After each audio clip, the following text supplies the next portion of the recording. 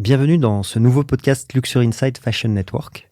Aujourd'hui, nous accueillons le fondateur d'Officine Générale, Pierre Méo. Bonjour. Bonjour. On est très heureux de vous accueillir parce que votre marque a célébré ses 10 ans. Enfin, Oui. célébré, vous dites que c'est pas vraiment une célébration, c'est le courant de la vie d'Officine Générale, mais quand même pour une marque qui défile, parisienne, établie, 10 ans, c'est déjà un cap intéressant. C'est un cap intéressant. On s'en rend pas compte. Ça arrive plus vite qu'on le croit. Pas de célébration excessive parce que c'est ce que je disais dans la note d'intention. Je pense que vous faites référence au défilé où on n'a pas fait de fête particulière ou de soirée spéciale. Le cadeau de ces 10 ans, je pense, c'est que la marque se porte bien et qu'on puisse, et c'est surtout le rythme des ouvertures actuelles, ouverture retail, qui est un peu le cadeau de 10 ans de travail, aussi bien pour les équipes que pour moi. Je pense que c'est là le plus important pour nous en ce moment, en tout cas, et là où est tout le focus. Vous l'avez dit, Officine Générale est une marque qui défile au calendrier de Paris depuis de nombreuses années maintenant. Ouais. Pourtant, par rapport aux gros groupes, aux grands groupes qui ont des grosses machines bien établies, par rapport à des marques très créatives, le style Officine Générale est plus discret, plus sur une maîtrise du porté, du tailor. Comment vous définissez le style et comment vous expliquez d'être encore là après 10 ans? Alors, on a la chance d'être dans une semaine de la mode parisienne qui est certainement la plus regardée, la plus épiée et la plus vue au monde. Malheureusement, Londres a quasiment disparu. New York, pour l'homme, existe plus. Milan tient encore. Mais c'est là où Paris concentre le nombre de marques les plus intéressantes, aussi bien au niveau des grands groupes que des jeunes créateurs, les nouveaux entrants dans le calendrier. Il y a un travail assez formidable de fond qui est fait depuis des années. On a démarré en 2014 sous forme de présentation et donc des tableaux avec des mannequins avec des vrais mannequins, bien évidemment. C'était pas sur Stockman. Et très vite, quand on fait des présentations, on vous dit c'est bien, mais un vêtement, c'est mieux quand ça bouge. Donc après 2 ou 3 présentations, on est passé en format défilé et se posait la question souvent au départ de finalement la normalité du produit par rapport aux propos d'un défilé. Ça, c'était la question qui revenait très souvent après les défilés, dans les interviews ou même quand j'avais des interviews, on me disait mais le produit est tout à fait normal, donc a-t-il sa place dans une semaine de la mode parisienne? Et très vite, je me suis aperçu que je comprends le débat. Oui, parce que Officine Générale, surtout en 2014-2015, de beaux costumes, de belles matières, de belles chemises. Ouais, c'est un peu de tout. Enfin, c'est pas que des costumes, c'est des vestes, c'est des manteaux, c'est du cuir, c'est de l'outerwear. Mais c'est une collection complète vu qu'on présente, on a à peu près toutes les catégories de produits. Mais la réponse finalement vient des critiques et de la presse elle-même. Elle parle de bouffée d'air pur, de normalité, de vêtements portables, donc la réponse ils l'ont finalement donné. Quand je dis ils, c'est la presse qui me posait ces questions et avec une caractéristique moi dont je suis assez fier, c'est 98% des vêtements qui défilent sont dans notre showroom et se retrouvent. Alors après, nous, on édite parce qu'on a une collection un peu plus large que ce qu'on achète pour nos boutiques, mais je veux dire 80 ou 90% des vêtements qui ont défilé en juin dernier seront dans nos boutiques en février et mars prochain. Donc c'est aussi pas, il y a pas un travail, je dirais, de défilé, de stylisme poussé ou de création de pièces particulières. Il y a un point de vue qui se défend saison après saison et qui est une évolution de ce qu'a été Officine Générale et ce qu'est Officine Générale depuis ses débuts. pas trahir son ADN et vraiment de travailler le travail. Et je le dis souvent, c'est faire évoluer une veste bleu marine saison après saison. C'est travailler sur la coupe, c'est travailler sur le volume, sur la forme des pantalons, mais c'est pas un exercice pour moi de style où on doit s'inventer une identité ou s'inventer un propos. Le propos, il est là, il est clair, il est net, et il n'est pas question de le travestir parce qu'on présente ses collections pendant la semaine de la mode. On se projettera un petit peu après. Ouais. Moi, j'aimerais que vous nous racontiez un peu aussi d'où viennent ces certitudes, je ne sais pas, mais en tout cas, votre vision de la mode, où est-ce que vous l'avez forgée? Vous, j'ai lu que vous avez et vous les revendiquez assez régulièrement, vous avez des origines bretonnes, vous n'êtes pas forcément pur parisien dans l'approche. Quels sont les ingrédients que vous avez dans votre histoire, dans le tissu familial, qui vous ont amené à construire la marque comme elle est aujourd'hui? Alors oui, je suis né en Bretagne, j'y ai vécu jusqu'à l'âge de 10 ans, 11 ans, et après je suis venu vivre à Paris, en région parisienne. C'est très ancré, finalement, c'est très ancré parce que déjà c'est une marque qui est très personnelle. Je porte pas d'autres marques. Non pas que j'aime pas d'autres créateurs ou d'autres marques, il y a des produits que j'aime bien, mais comme je fais ce que j'aime normalement, je suis pas amené à consommer d'autres produits que mes produits. Et comme ils durent, j'en consomme pas énormément en plus, et comme je me dis toujours pareil, j'en consomme encore moins. Donc finalement, c'est un propos qui est assez personnel. C'est lié à mon enfance. Je suis né dans une famille d'ostréiculteurs. Mon père, mon grand-père, son arrière-grand-père était ostréiculteur. Donc des vêtements de travail, beaucoup. Alors il y a le cliché du ciré, bien évidemment, mais ça je joue pas trop dessus. Mais il y a surtout le lavage. Ça c'est un élément très important. Donc c'est du chino, c'est du denim, c'est du chambray, c'était de l'Oxford parce que mon père quand il mettait une chemise c'était de l'Oxford a priori. C'est peu de matières, mais c'est des matières qui durent, qui vieillissent, qui sont un peu épaisses, qui vieillissent et qui passent avec le temps, avec les embruns, avec le soleil. Et de l'autre côté, mon grand-père paternel était tailleur et il avait des magasins de tissus. Et donc lui, c'était tout l'opposé. C'était costume, voire costume 3 pièces tous les jours, du lundi au dimanche. Même pour aller chercher son pain ou aller prendre ce café le dimanche, il portait un costume et une cravate. Et il avait une maison avec un grand jardin. Et quand il faisait son jardin ou quand il travaillait dans son potager, il avait un vieux costume et une dress shirt sans cravate. Voilà. C'était le seul moment. C'était le seul moment. D'accord. Et c'était assez marquant. Et j'avais donc un côté tout à fait down-dress de chino, de chemise, voire de t-shirt, et de l'autre côté, quelque chose de très habillé avec une grande connaissance de la matière, avec un dressing avec des costumes d'été classés par couleur, la même chose quasiment en hiver avec les flanelles, les serges de laine, du plus clair au plus foncé, les cravates qui allaient avec l'hiver. Donc c'est lui qui vous a donné l'envie ou c'est l'observation? Non, je pense pas qu'il m'ait réellement donné l'envie. Je pense qu'il m'a j'ai touché, il m'a montré des tissus, il m'expliquait ce qu'était un camélaire, ce qu'était un cachemire.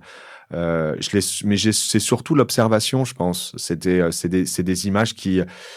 Je pense quand on a un père architecte ou un grand-père architecte, on regarde des perspectives, on regarde des maisons, des immeubles, des proportions. Moi, j'ai vu des tissus, j'ai vu finalement des gammes de couleurs déjà. Et si je regarde mon dressing aujourd'hui, il est peu ou prou classé un peu comme celui de mon grand-père, sauf que j'ai plus de jeans et moins de. Enfin, j'ai tout, j'ai dino, mais j'aime bien. Je les classe par couleur aussi. J'ai cette déformation où j'ai des piles de t-shirts blancs, des piles de t-shirts gris, les pulls ensemble classés d'une certaine. Parce que c'est plus facile pour moi de les trouver.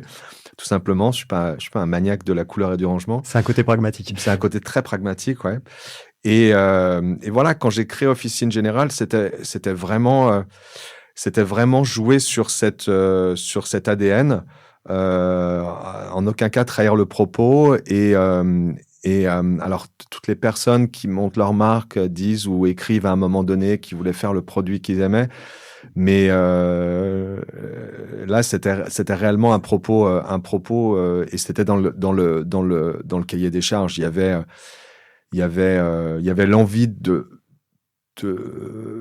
pour la première fois pouvoir avoir un champ libre, parce que quand on travaille pour d'autres marques, on travaille forcément avec les idées, avec l'ADN ou avec le cahier des charges d'une direction ou d'un fondateur. Et quand on est seul devant sa copie, on n'a pas à se référer à qui que ce soit. C'est ce qu'on a dans les tripes et c'est ce qu'on a envie de faire. Vous aviez toujours eu envie de créer du vêtement, de travailler la matière? Alors, j'ai toujours eu envie, mais quand on travaille pour une autre marque, quand on le fait pour d'autres, on travaille aussi le vêtement, on crée la matière. Mais j'avais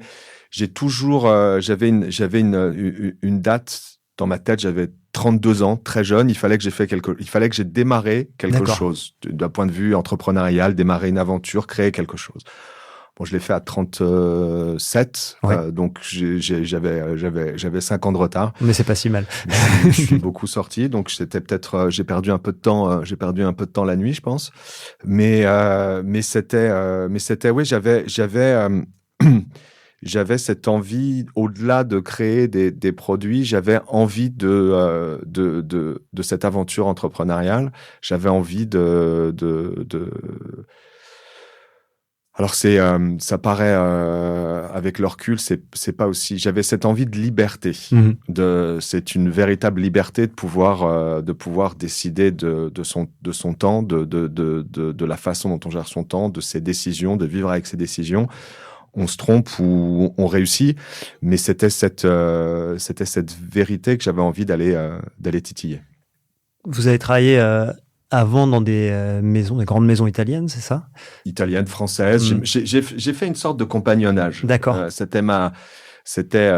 J'ai fait une école de mode qui a duré 24 heures, je pense, parce que je me suis retrouvé en désaccord total. Enfin, pas en désaccord. Je pense que j'étais trop impatient par rapport à ce qu'on me proposait et je me suis inscrit. Je savais que c'était une connerie. Je savais que j'avais besoin du terrain. J'avais besoin d'apprendre. J'avais besoin d'aller plus vite. Et j'avais l'impression, j'ai eu le sentiment que j'allais perdre mon temps et qu'il fallait mieux que je m'auto-forme en travaillant, plutôt que d'apprendre du théorique et de le mettre en pratique. Mais alors, si on fait pas l'école de mode, comment on fait? Comment on fait pour apprendre? On fait en se débrouillant. Moi, j'ai d'abord commencé. J'ai travaillé dans une boutique. J'ai été responsable d'une boutique. J'ai travaillé avec Michel Barnes, qui était un tailleur parisien. Donc, j'avais déjà un certain langage qui lui correspondait. Il m'a demandé de travailler lui sur les collections. J'ai travaillé avec lui sur les collections. Après, je suis parti. J'ai travaillé pour une autre marque. Et de fil en aiguille, je suis allé chercher du tailoring, un peu plus lavé, de l'étranger, une vision à l'international, un marché américain. Enfin, j'ai vraiment essayé. Et pas parce qu'il y a le retail a été très formateur et je suis hyper content de l'avoir fait parce qu'on apprend à comprendre un client. On apprend à écouter, à comprendre une silhouette, à voir qu'il y a des gabarits qui sont largement différents et tout peut pas aller à tout le monde. Donc, c'est savoir ce qu'on veut faire et là où on veut amener son produit. On peut pas plaire à tout le monde. Déjà, c'est un peu utopiste et vulgaire, je dirais, de vouloir plaire à tout le monde. Il faut savoir prendre son parti et s'y tenir. Et donc, ça m'a permis après de varier les différentes expériences d'un point de vue technique, d'un point de vue commercial, de me confronter à des stratégies de développement. Je pense que c'est toute l'expérience. C'est qu'on sait peut-être pas forcément ce qu'on veut, mais on sait en tout cas ce qu'on veut pas. C'est là où on évolue, c'est là où on grandit, c'est en sachant, je pense, mettre des croix en disant non mais ça, cette façon de faire, cette façon de gérer, cette façon de penser, cette façon de développer, c'est pas pour moi parce que je vois très bien qu'ils y arriveront pas. Ce qui est intéressant dans ce que vous dites, c'est vous avez eu des rencontres, j'imagine, dans votre parcours dans ces maisons-là. Mais finalement, vous avez aussi construit dans différents corps de métier au sein du secteur. C'est pas juste un créatif qui vous a inspiré et montré la voie. Vous avez composé votre propre palette de couleurs avec ces rencontres. Absolument. Et je l'ai fait... je sais pas si je l'ai fait de façon... Enfin, au départ, je l'ai pas fait de façon tout à fait consciente. Ça a été plus je dirais, les aléas de la vie dans les premières années qui m'ont amené à changer, ou c'était peut-être des envies de faire autre chose. Je me lassais peut-être un peu rapidement. Et très vite, j'ai vu que d'aller chercher des expériences nouvelles allait être forcément enrichissante, et j'allais toujours apprendre et retenir quelque chose. Même dans les années qui m'ont le moins plu, j'ai finalement énormément appris, et c'est peut-être là où j'ai le plus appris, c'est-à-dire en me confrontant à une réalité qui me plaisait pas. Ça m'a permis de vraiment choisir, de faire des choix qui étaient philosophiques par rapport à des lieux de production, par rapport à ce que j'ai vu sur place, par rapport à des usines que j'ai pu visiter en Asie notamment, qui m'ont largement motivé pour ne plus aller travailler dans certaines zones géographiques, ou ne plus faire voyager du tissu, ou avoir une vision plus locale et plus européenne d'un développement et de la vie de son produit finalement. Donc c'est assez c'est peut-être pas les expériences les plus heureuses qui vous forment le plus. En tout cas moi, c'est ce que je retiens. C'est ce que je retiens. Et finalement, ces 5 années en plus dans ces expériences-là, elles étaient peut-être intéressantes pour lancer le projet. Elles m'ont permis d'arriver à la conclusion que je pouvais plus continuer à exercer pour d'autres, que c'était quelque chose qui m'apportait plus rien, que j'enlevais mon casque et ma tête partait avec, et je réfléchissais plus, j'étais devenu un peu un automate. Et donc j'ai arrêté, j'ai faussement cherché un nouveau travail, une nouvelle voie, et ma femme m'a dit que j'avais pas, alors je vais le dire sans être vulgaire, le courage de me lancer, mais c'était la seule chose qui finalement aurait du sens. Et c'est ce que j'ai fini par faire en l'écoutant et en la remerciant.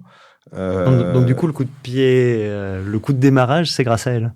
Le coup de la confrontation. Ouais. Il y a une confrontation. Et elle avait 100% raison. C'est elle qui me pousse un peu dans mes retranchements, en me disant, tu vas juste répéter le même schéma si tu continues comme ça. Donc tu sais pas, ça marchera peut-être pas, mais c'est au moins lance et essaye. Et comme j'avais cette date, j'avais cette envie, j'ai démarré. Voilà. Je me suis plongé un peu dans les premières interviews que vous aviez données, quelques-unes. Ce qui était assez marquant, je trouvais, pour une jeune marque qui se lançait, c'est qu'il y avait déjà le propos sur la rigueur de la gestion. Il y avait déjà une vision pour bien faire les choses sur les matériaux, pour bien faire les choses sur la manière dont on produit et dont on construit la collection, il faut avoir la rigueur. Ça a été une ligne directrice sur comment on lance une marque pour qu'elle dure, je sais pas, mais en tout cas pour qu'elle dure plus de 2-3 saisons. Très vite, j'ai touché du doigt que la rigueur allait être nécessaire. Il y a déjà on a une société, donc on doit tenir des comptes. On doit pas confondre chiffre d'affaires et bénéfices, ce qui est la majorité, ce qui est l'erreur que font beaucoup de jeunes entrepreneurs, où ils voient un chiffre d'affaires, mais ils regardent pas ce qui reste en bas de ligne. Oui, le chiffre d'affaires peut monter vite, mais la rentabilité n'est pas forcément là. Oui, et on est dans un métier où il y a évidemment un tableau dans lequel on répertorie l'intégralité des coûts de transport, et on doit les impacter quelque part. Sinon, on a une mauvaise vision, un mauvais calcul de sa marge. Et la marge veut dire ce qui reste en fin d'année en général. J'ai pas fait cette erreur-là. Je me suis très vite, j'ai démarré tout seul et je suis resté 1 an et demi seul, mais vraiment 1 an et demi seul, c'est-à-dire que j'avais personne. J'ai démarré de chez moi, j'ai travaillé de chez moi, j'ai fait la première production de chez moi, j'ai demandé à ma femme et de partir avec mes enfants parce que je savais qu'un ouragan de carton allait arriver et que j'allais transformer mon appartement en warehouse, ce qui s'est passé la première année et la première saison en tout cas. Et j'ai pris une directrice financière externalisée et j'ai essayé de mettre en place des bases. Enfin, j'ai mis en place. En tout cas, j'ai pas fait d'erreur de gestion. Et la rigueur, bah oui, la rigueur, elle doit être présente quand on est seul. On peut pas se permettre de repousser en lendemain et de dire ça je le ferai pas ou ça je le ferai comme ça ou ça peut être fait de façon approximative. C'est impossible. On doit être et c'est là où il faut être capable de faire son plan de collection, d'être critique par rapport à ce qu'on fait, de commercialement savoir vendre et trouver les mots pour expliquer son produit, de convaincre un attaché de presse, la fédération, quand on veut intégrer un calendrier, de délivrer commercialement. Donc oui, c'est chargé, c'est un peu une petite armée à mettre en mode de bataille, sauf qu'il y a un combattant. Oui, c'est ça. Et justement, les angles d'attaque de cette armée, vous aviez dès le début défini quand même, vous en parliez tout à l'heure, de la production, du sourcing des matières, assez clairement en disant, voilà, je veux tel type de matière, je veux tel type de production, et ça va se passer comme ça. C'était pas forcément, il y a 10 ans, aller produire au Portugal ou en tout cas choisir une certaine qualité de matière, c'était pas forcément dans les us. Vous avez aussi un peu exploré ce champ-là. Alors c'était pas très courant il y a 10 ans. Je suis heureux que ce soit le même concept et les mêmes valeurs qui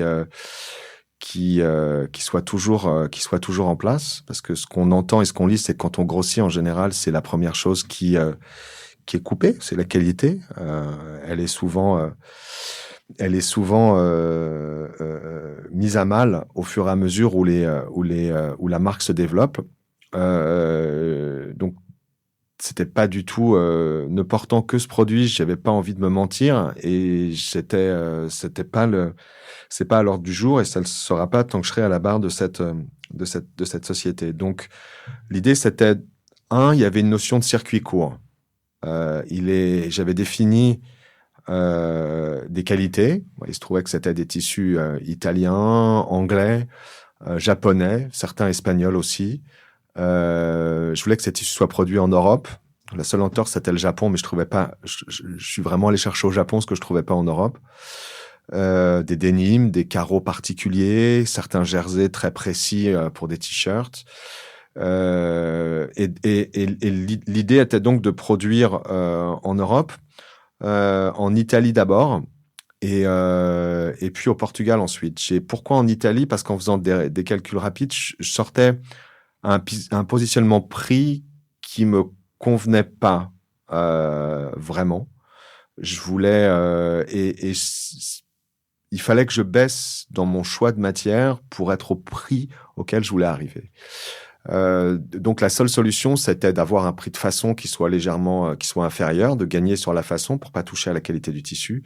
Et si vous regardez, à l'époque en tout cas, parce que ça a beaucoup évolué depuis, une usine italienne et une usine portugaise, en gros, vous avez les mêmes machines, vous avez la même coupe, vous avez à peu près tous les ingrédients. Il manquait à cette époque la culture produit. Il y avait un héritage italien dans les usines de tailoring notamment qui était très fort, très marqué, où quand on parle de la souplesse d'une épaule, de plis à la manche, de hausse de pantalon, etc., la réponse sort de façon instinctive parce qu'ils le font, ils la connaissent ou ils l'ont fait.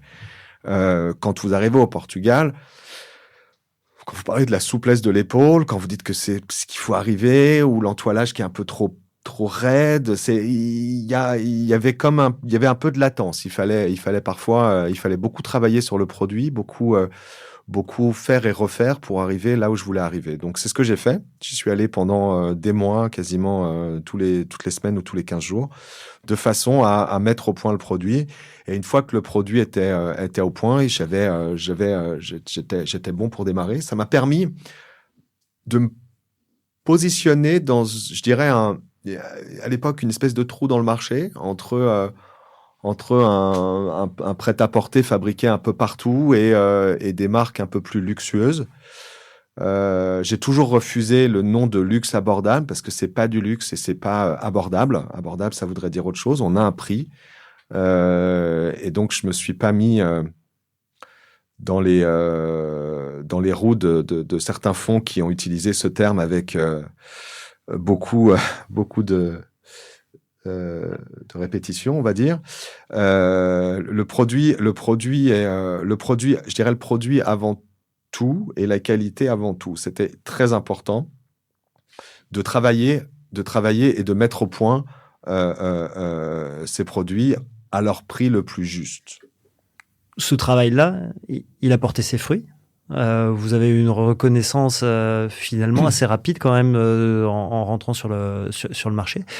Comment vous avez fait grandir la marque et comment, vous le disiez, on arrive à garder son niveau de qualité en voyant ses quantités augmenter, comment on continue de développer la proposition, comment on l'élargit potentiellement en conservant son ADN. Déjà, on ouvre une première boutique parce que pour moi, une marque sans boutique, c'était un peu une coquille vide. Et j'avais besoin de me confronter. J'aime le retail et j'y crois toujours énormément. Vous ouvrez là, hein? J'ouvre pas mal, ouais. Et donc, on a ouvert la première boutique en 2014, donc 2 ans après l'ouverture le démarrage de la marque, ce qui est assez rapide finalement, totalement autofinancé à l'époque. Et parce que je faisais du wholesale uniquement. Et quand vous avez un multimarque aussi bon et prestigieux qu'il soit, on a eu la chance de démarrer avec Colette, on a eu Barneys très vite, on a eu le Bon Marché, on a eu des specialty stores, multimarques, grands magasins, site internet, Mr Porter assez rapidement aussi, qui à l'époque où tout le monde voulait y être. Donc j'ai été gâté, j'ai eu la chance de pas avoir trop longtemps à attendre pour être dans ces meilleurs points de vente parce que la stratégie était claire, nette et établie. Il fallait pas dire oui au numéro 2, au numéro 3, il fallait avoir le numéro 1 et ce dans les plus grosses villes et les meilleurs pays. Après, choisir son angle, j'étais seul donc je pouvais pas attaquer tous les continents. J'ai vu que les capteurs étaient très présents aux États-Unis, donc j'ai choisi, c'est un marché que je connaissais plutôt bien, donc j'ai choisi d'axer sur un développement américain et sur les boutiques à Paris. Donc 2014, première boutique, 2016, deuxième boutique et première levée de fonds avec la BPI parce qu'on grossit rapidement, mais on avait besoin de structurer. Je pouvais pas, c'était pas one man band, ça n'existe pas. Je pouvais pas continuer à tout faire tout seul. Donc j'ai construit une équipe autour de moi. Et on a démarré cette deuxième phase de développement. On a ouvert une nouvelle boutique dans le Marais, on a ouvert Londres, on a lancé une collection femmes en 2019 et ce qui nous a amené à 2021 et la deuxième levée de fonds. La levée de fonds, 2020, donc 5 ans entre les deux levées de fonds à peu près. La levée de fonds, vous, ça représente quoi comme outil? Vous n'avez pas fait de levée de fonds où les partenaires ont pris la main sur l'entreprise. Vous restez majoritaire, vous restez aux commandes de l'entreprise. C'est quoi l'utilité quand on a une marque d'avoir ces levées de fonds? Comment vous le travaillez? Parce que c'est aussi une étape que beaucoup de jeunes marques se posent, à quel moment les faire entrer, de quelle manière, quel profil. Comment vous avez travaillé ça? Alors déjà, il faut aimer ça. Il faut avoir l'envie et il faut comprendre. Vous êtes confronté à à des termes, à un vocabulaire que peu de gens côtoient. Donc il faut être capable de le comprendre et il faut être capable de le gérer. J'ai jamais eu affaire à des banques d'affaires. J'ai toujours travaillé avec Vanessa Bonnefou, qui est ma directrice générale aujourd'hui, et un ami avocat. Et quand je dis un ami avocat, c'est très important parce qu'il faut avoir quelqu'un de confiance absolue autour de soi pour pouvoir avancer de façon sereine dans des moments où une levée de fonds, c'est jamais un long fleuve tranquille. Il y a des hauts et des bas, il y a des tensions, il y a des négociations, il y a du jeu, il y a du bluff. Enfin bon, il y a une stratégie derrière. Un pacte d'actionnaires, c'est quelque chose de très simple parce qu'on écrit ce qu'on veut dans un pacte d'actionnaires. Il n'y a pas de pacte d'actionnaires prédéfini.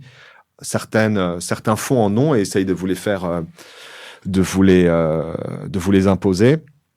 C'est là où en général, moi je suis parti. C'est quand on veut m'imposer des choses qui me conviennent pas. Les discussions se tendent. Je montre pas forcément le meilleur visage de moi-même à ce moment-là parce que j'aime pas être sous la contrainte. Et c'est là où je quitte la table, où la personne qui est venue me voir me dit finalement on va pas faire parce que ça m'intéresse pas. Mmh. Et alors qu'est-ce qui fait que ça peut fonctionner? C'est quand on trouve ce qui fait, c'est alors il faut trouver un équilibre, bien évidemment. La gouvernance, il était hors de question qu'on me dise tu vas ouvrir des boutiques là, tu vas faire ça, tu vas pas faire de bleu marine, mais tu vas faire du gris, tu vas pas faire de l'olive, mais tu vas faire du verre bouteille. Bon, c'était où on avait confiance en ce que j'avais commencé de construire et on y croyait et on me laissait développer en me soutenant financièrement et en me donnant les moyens d'ouvrir plus et d'aller plus haut finalement. Ou alors c'était pas le bon investisseur pour moi. Il se trouve c'était très important pour moi de garder la main sur le développement, sur le produit, sur les décisions stratégiques de la société, en allant chercher aussi du conseil. C'est pas que de l'argent une levée de fonds, ça doit être une vision sur un marché, une vision sur une stratégie. C'est un peu un sparring partner. On doit pouvoir échanger, on doit pouvoir échanger de tout et se confronter. C'est là où l'exercice devient intéressant. Par exemple, vous avez quel échange avec l'équipe d'Untitled? C'est tous les mois, tous les trimestres? Comment ça fonctionne finalement? On se parle à la demande et de façon très régulière. On échange sur beaucoup de choses. On a mis en place une clôture mensuelle. Donc nous, on a des résultats mensuels qui remontent, qui donnent lieu à des discussions, à des comparaisons par rapport à un budget qui est établi, à des questions de leur part ou parfois pas de questions parce que c'est clair et ça a été expliqué. On est en plein développement sur le marché américain, donc une stratégie, beaucoup de questions sur la stratégie d'ouverture, sur les lieux, sur le marché qui évolue, qui bouge, des quartiers qui montent. On recherchait à Brooklyn et en visitant ensemble, je lui ai dit mais c'est pas pour nous la rue. C'est ce qui est en train de se passer, c'est un peu pas parce que Hermès ouvre, qu'il y a un Chanel Beauty qui ouvre et qu'après le mélange de la rue me paraît pas être le plus sain pour le moment et surtout depuis que ces deux anciennes ont monté, les prix ont totalement dévissé. C'est quasiment plus cher qu'à Madison. Donc, non, pas de Brooklyn pour le moment. Voilà. Donc, on échange sur le digital, qui est un gros sujet à l'heure actuelle, sur tous les sujets de façon très, très ouverte, sans aucune gêne. Et après, on arbitre ensemble en général. Sur les projets, justement, par exemple, vous avez lancé Daily Classics. Ça, c'était votre volonté. C'est pas le né d'une discussion. Faut étendre l'offre. C'est pas un choix ou imposé par l'investisseur. Pas du tout. Pas du tout. C'était une volonté. On avait une ligne on avait une ligne de permanent qui avait 8 ans. Et juste avant Covid, j'ai décidé de l'arrêter, d'arrêter de la vendre en wholesale. Et on l'a liquidé un peu dans nos boutiques, on l'a laissé vivre dans nos boutiques, on l'a pas recommandé, on l'a pas soldé, on l'a laissé de côté et on a repris certains produits de cette ligne que j'ai décidé de ne plus diffuser. Parce que c'était des permanents et certains de nos partenaires wholesale avaient tendance à les solder, à les abîmer. Alors pour moi, un jean brut, un jean blanc, un t-shirt bleu blanc, un t-shirt gris chiné bleu marine, un pull en mérinos fait en Italie avec du fil italien bleu marine qu'on porte en jauge 12, qu'on porte toute l'année, n'a pas besoin d'être soldé. Il doit pouvoir vivre tout seul. Il conserve sa valeur entre 2021 et 2022. Ouais, exact. Donc c'était pas l'idée, c'était de les protéger et de faire grossir un peu cette ligne. De changer certains ingrédients. On a aujourd'hui des t-shirts et des sweatshirts qui ont 50% de coton recyclé, 50% de coton organique. On a développé un chino organique qui nous a pris, mine de rien, quasiment 1 an, parce qu'entre la provenance du fil, entre le tissage, le lieu, alors je voulais partir avec de l'organique, avec un coton californien, mais si vous le faites venir, c'est par avion, parce qu'autrement, enfin bref, ça voulait plus rien dire. C'était de faire de l'organique qui avait aucune valeur dans la chaîne. Avec un impact carbone énorme. Ouais. Donc on a choisi le moins grave, le plus proche, parce que c'est pareil. À première vision, il y a 5 ans, on avait un rack de produits organiques. Quand on avait 15 fillers, c'était le maximum. Aujourd'hui, on a un mur entier et des centaines de références. Donc on sait pas trop d'où vient ce coton organique. Donc, on l'a trouvé en Turquie, on l'a fait tisser en Italie, on l'a fabriqué en Portugal, qui était le circuit le plus court. Pareil pour les jerseys, pour les cotons et pour les chinos. Donc, ça a été aussi très important de se pencher à fond sur la construction du produit, du fil au produit fini. On a tout maîtrisé, ça a pris du temps. Et aujourd'hui, on a 2 boutiques. On a une boutique dans le 6e. On a ouvert le mois dernier une boutique dans le 9e rue Condorcet. Et comme ce produit est assez plain, assez simple, c'est du blanc, c'est du bleu marine, c'est de l'olive, c'est du gris, c'est pas beaucoup de motifs. On le mélange avec un peu de pièces vintage que je chine surtout aux États-Unis. J'avais tout un stock que j'avais chiné depuis des années et quand on a ouvert, on en a vendu énormément. Donc maintenant, je pars régulièrement dans mes nombreux voyages aux États-Unis. J'en profite pour sourcer, pour chiner à la pièce et pas au lot parce que je veux pas garder 3 pièces sur 10 et devoir recycler ou jeter les autres. Donc c'est un travail qui est assez long, mais que je fais avec beaucoup de plaisir parce que je sais ce que mes clients veulent et donc je leur. Vous allez monter une équipe là-dessus ou c'est un plaisir et un projet perso? Alors non, c'est en train de me dépasser. Oui.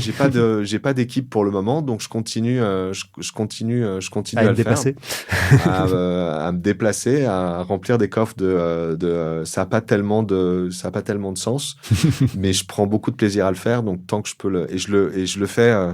Je le fais sur mes week-ends. Sur les week-ends américains. Sur les heures perdues. Ouais.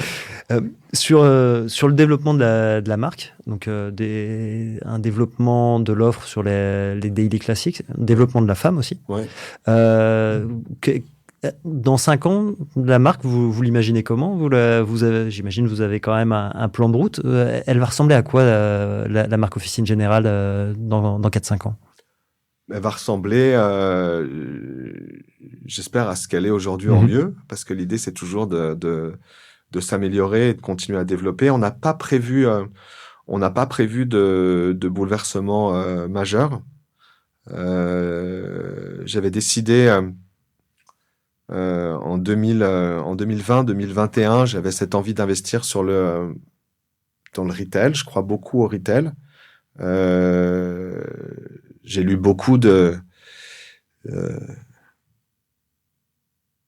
conneries, on va dire, pendant cette période Covid où le retail était mort, les grands magasins étaient morts, le wholesale était mort.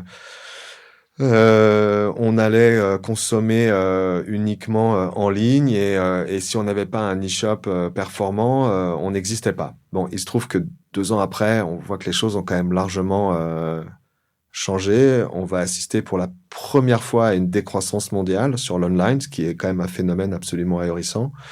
Sachant tout ce qu'on peut consommer, un billet d'avion, un billet de train, on consomme plus. Enfin, il y a plus. On est plus dans un. On n'est plus sur du physique, oui. Non, on est plus sur du physique. On est C'est quand même assez frappant. On voit aussi que tous les gros groupes, les Meta, les Google, arrivent pas à aligner un trimestre de croissance consécutif. Donc c'est quand même un petit changement, en tout cas un arrêt dans cette croissance effrénée. On a même lu des licenciements il y a pas longtemps chez Meta, pour pas citer. Chez les grands groupes, oui. Donc voilà, donc et on comprend pourquoi. Je veux dire, c'est ce marketing digital dont tout le monde s'est un peu jeté à bras le corps, coûte très cher, coûte de plus en plus cher, et a pas forcément les effets escomptés. Je lisais un article sur les deux chéris des fonds d'investissement américains qui se sont pris revers sur revers. C'est pour pas les citer parce que c'est pas très sympa de taper sur les voisins. Mais voilà, on comprend très bien ce qui se passe. On sait que il y a un mot horrible qui est l'embasement naturel, ce qui est d'ailleurs ouvrir du retail. Quelqu'un vient chez vous, achète un pull, il crée son nom il remplit son nom dans un fichier et il est client. C'est mieux que d'aller essayer d'acheter des clients en ligne qui n'ont pas forcément de. Alors c'est complémentaire, on va dire. Ce que j'allais vous demander, parce que vous le disiez tout à l'heure, le digital, l'e-commerce, c'est quand même des développements. Vous avez aussi des activations sur les réseaux sociaux, etc. Donc comment vous équilibrez ça sur votre stratégie? C'est une balance. C'est une balance. On a fait notre première campagne cet hiver. On était 50% print et outdoor, 50% digital. Je crois pas au tout digital. Et on ne peut pas développer sans, bien évidemment. Il y a des systèmes de référencement, il y a tout un tas de choses, SEO qui rentrent en jeu, et il faut bien sûr le faire. Mais je pense que la balance aujourd'hui est en train de s'inverser. Et beaucoup de marques repartent sur des budgets avec des budgets d'affichage, d'outdoor, de print. Le print n'est pas mort, même s'il a beaucoup souffert.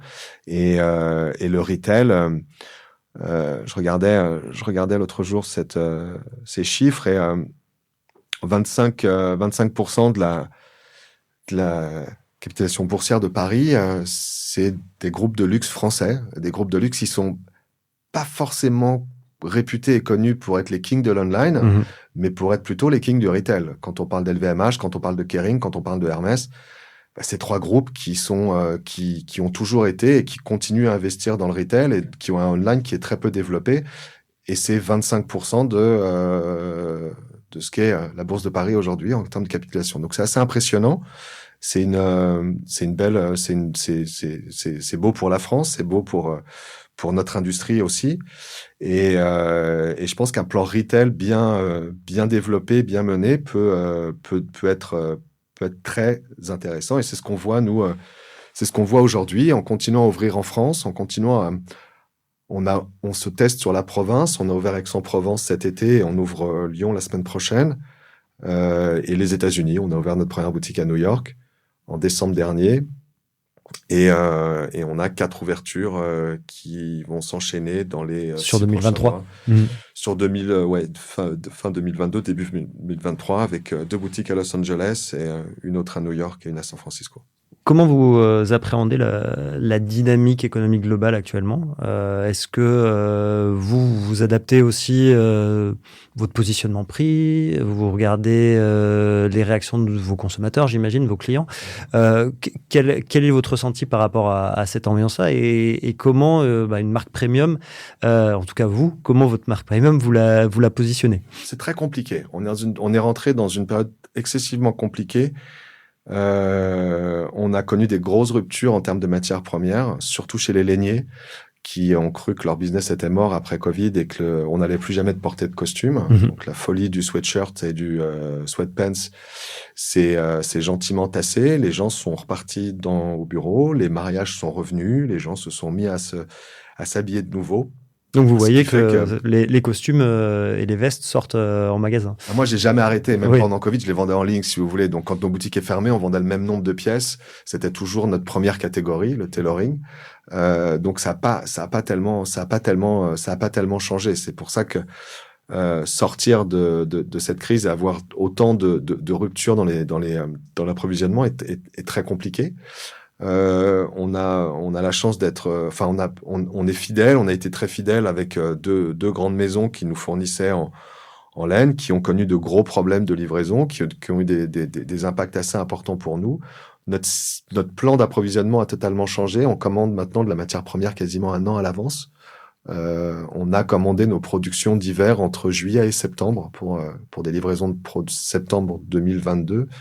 Pour des livraisons de produits qui seront entre juin et juillet 2023. Il faut anticiper très très largement. Énormément. C'est la seule façon d'être livré à temps. Aujourd'hui en tout cas. Donc voilà, on a bien sûr une vague de hausse de prix qui arrive.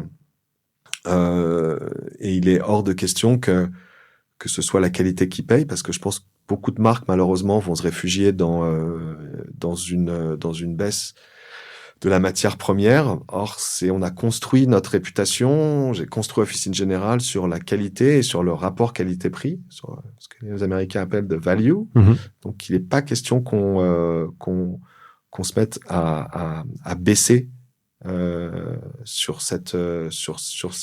la qualité. Et alors, quelle est l'option? On travaille plus, on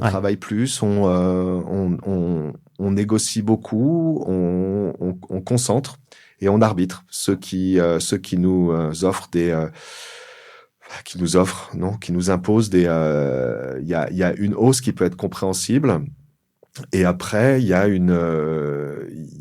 en a certaines qui ne sont pas compréhensibles. Mmh. Donc, quand c'est pas compréhensible, on déplace des productions chez ceux avec qui on négocie un meilleur tarif. On n'a pas le choix aujourd'hui. Oui. Moi, j'ai des usines j'ai une usine de chemise avec qui je travaille depuis 10 ans, qui joue le jeu et qui essaye de minimiser ces hausses. Donc, on continue à travailler avec lui. Il y a des usines de vestes et de pantalons avec qui j'arrive pas. Donc, je vais devoir arrêter pour. Donc, c'est énormément de travail.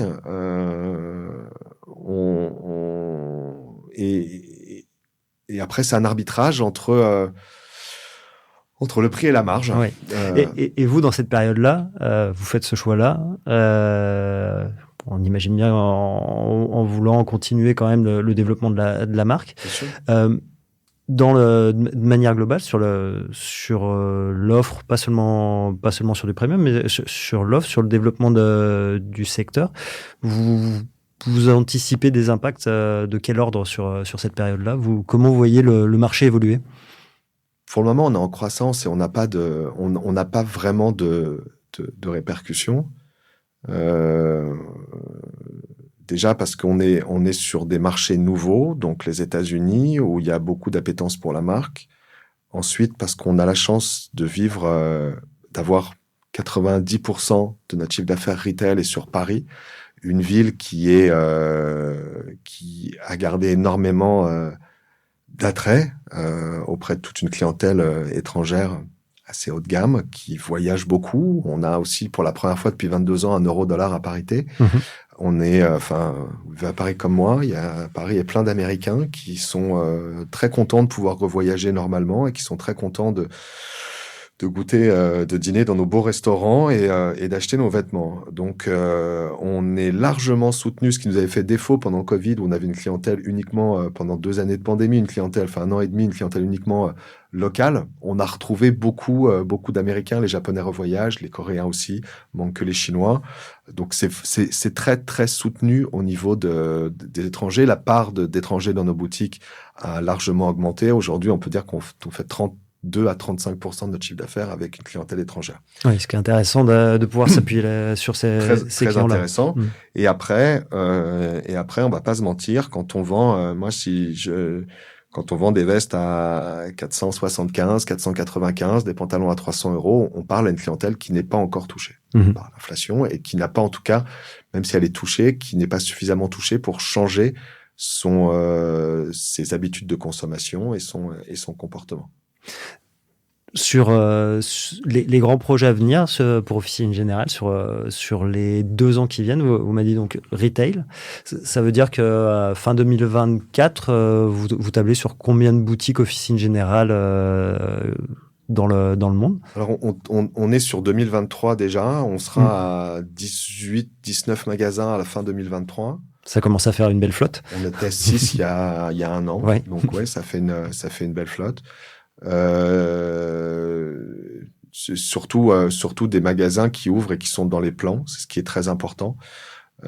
C'est compliqué parce qu'on n'a pas de, on a ouvert New York, on a pris un petit immeuble où on a fait nos retail, showroom et bureau. Donc c'est toujours, il n'y a pas de recette magique quand on ouvre. On a juste, il y a une partie de nez, il y a une partie de chance. Il se trouve qu'on s'est pour le moment pas trop trompé sur nos emplacements, donc j'espère que ça va continuer.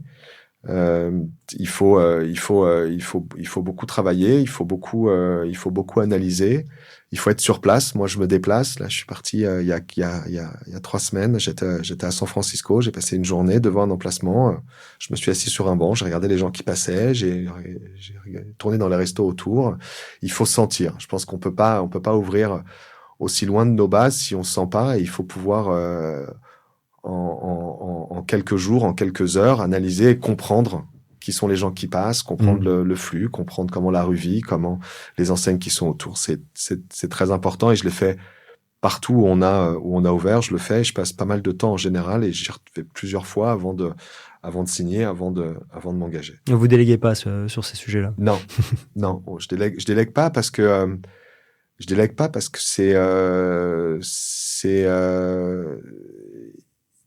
je passe pas mal de temps dans les boutiques, donc je connais assez bien mes clients, je pense. Et quand je vois quelqu'un passer dans la rue, je sais à peu près s'il peut être notre client ou pas. Donc c'est quelque chose que on en discute énormément. J'ai peut-être le final cut, mais il y a des boutiques que je n'ai pas signées parce qu'on me disait non, nous on n'y croit pas. Moi j'y croyais et à la fin c'est l'arbitrage est pas, j'écoute, c'est pas, je suis pas bien en tête dans mes choix. La discussion est très très importante et l'échange et le partage est primordial dans le développement. On peut pas, il y a pas une vision et une idée et c'est pas j'ai tort et j'ai raison et vous avez tort, ça n'existe pas. Donc donc oui, développement retail américain, pas mal. Et là on a donc 4 boutiques qui vont ouvrir et on prépare. On va déjà les ouvrir. Oui. On va se laisser le laps de respiration. On sait très vite si une boutique fonctionne ou pas. Ça prend pas 3 ans. Hein. Vous savez, il y a on a des business plans, on a des chiffres, on met des ratios et en fonction de ça, on sait très vite si on a le ratio ou pas. On l'a dit, ça fait 10 ans que vous avez commencé l'aventure. Vous êtes là où vous pensiez aller il y a 10 ans. Vous avez encore envie, ça se voit. Mais la motivation est la même, l'envie est la même, ou est-ce que ça a évolué? Et qu'est-ce que vous avez envie pour les 5-10 prochaines années? Rien n'a. Se lever le matin et pas considérer qu'on a un travail et pas considérer qu'on doit aller travailler est une chance énorme. C'est ce que je répète à mes enfants et ce que je leur explique. Quand on a la chance de faire ce qu'on aime, on ne vit pas on ne subit pas. C'est un métier qui demande, en tout cas, la façon dont je l'opère demande énormément d'investissement et de sacrifices personnels. Je sais pas, débrancher mon téléphone en 10 ans. Je travaille tout le temps. L'été, même si je suis en week-end, même si je skie, je suis au bord de la mer, je travaille, il y a toujours quelque chose. Donc, j'ai jamais coupé en 10 ans. Donc, il faut vraiment aimer ce qu'on fait parce que il y a beaucoup de sacrifices personnel pour arriver et pour continuer année après année. J'ai toujours envie parce que on est au cœur de l'actualité, on est au cœur de l'économie, on est confronté à des choses qu'on n'avait pas prévues. Il faut toujours se remettre en question et j'apprends tout le temps intellectuellement. Je trouve ça très intéressant. Ma journée, c'est pas que choisir des tissus. Je choisis des tissus, je fais des essayages, j'essaye tous les produits qui sortent. Je discute avec des avocats, avec des banquiers, avec des promoteurs. On présente des biens, on présente des magasins. Je vais voir des usines. Je m'occupe de la scénographie d'un défilé. Je choisis de la musique. C'est large. C'est vraiment large. C'est pas c'est jamais le même métier, en fait. Sans des comptes de résultats avec des associés. Ouais. Donc, c'est de la gestion créative. Donc, c'est très enrichissant. C'est très dense. Et je dois prendre des décisions chaque jour, parfois importantes. Et on peut pas rester des heures et des jours à tergiverser. Donc, il y a un côté aussi assez instinct. On doit être capable de décider rapidement, une fois qu'on a les tenants et les aboutissants. Donc non, je me vois pas faire autre chose. Je me vois pas faire autre chose aujourd'hui. Et c'est surtout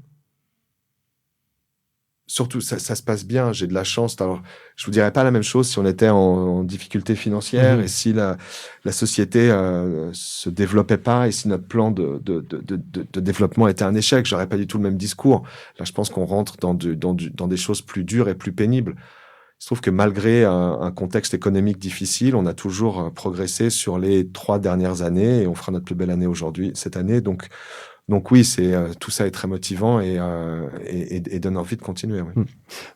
Pierre Mahot, on vous remercie et on vous souhaite que ça continue effectivement en 2023 et les années d'après. Merci beaucoup. Merci d'avoir accepté notre invitation. Avec plaisir. C'est ainsi que se termine ce podcast Luxury Inside Fashion Network. À très vite pour une nouvelle écoute.